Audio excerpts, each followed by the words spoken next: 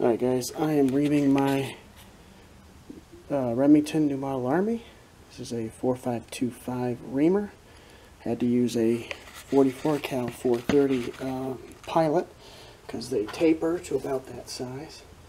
I just kind of get it in there. It's 452 at the mouth, so it'll center itself if you give it a little pressure.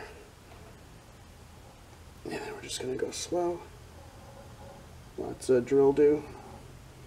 You'll feel resistance as it cuts. And then when you bottom out at the pilot, you'll feel it spin freely.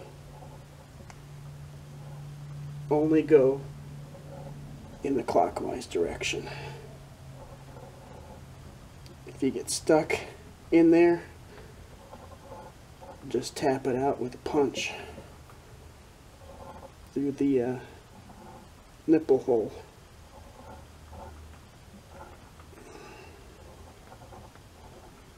I know it's not too exciting, but when I skip this stuff, people get mad at me. Okay, I just felt it give. Yep, so now it's spinning free. My pilot has hit the bottom. Let's see if it'll come out without any fight. Sometimes they do, and sometimes they don't.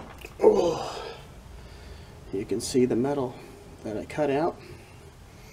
So again, this is a, you probably can't see it, but it says 430. So I had to buy the 44 cal. This is actually for a 45 Colt chamber. Obviously I can't go all the way through, but I'm going deep enough I can see the ridge. Now this originally came with a longer nub here, so I took my belt sander and ground that down just enough where I can still put the C-clip on there, and to get me as deep as I can. So it's cutting, you know, with that depth, and that's enough for my bullets to seat. I'm going to be shooting 4.56 balls, and I think 4.57 balls and 4.56 Lee conicals. So that's all it takes. It's not a lot of energy. I recommend you pick up a reamer and give it a go. Alright guys, surgery is done, and now we have a clean cylinder. Table's dirty, picking up dirt. But so why did I cut this? Well, my bore is about 4.52, so I need a bullet about that size to get good accuracy. Now, in my 45 Colt pack, my smallest one I think is 480, and the 480 would only just start. Because remember, it says 4.52 at the mouth, but then it goes down. So you will not be reducing the web between the chambers. So the amount of meat you see there will stay there. I was a little concerned about that. But you might be able to see the ridges now at the bottom. So it's cut perfectly. So this is a 4.52 Lee for 45 ACP, or 45 automatic. And it plunks right in there, nice and clean. That's exactly where I want it. You don't want to cut them down all the way, you just want to have enough so when you seat that bullet, you're not swaging it down. I'll get that out in a sec.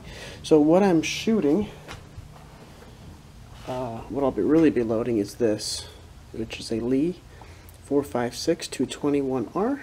So it's similar size to the one that I just plunked in there, but of course it's 4.56 instead of 4.52. So it gives me a nice 4 thousandths snug fit in there. Probably can't use 4.52 balls anymore unless you really squish it down in there.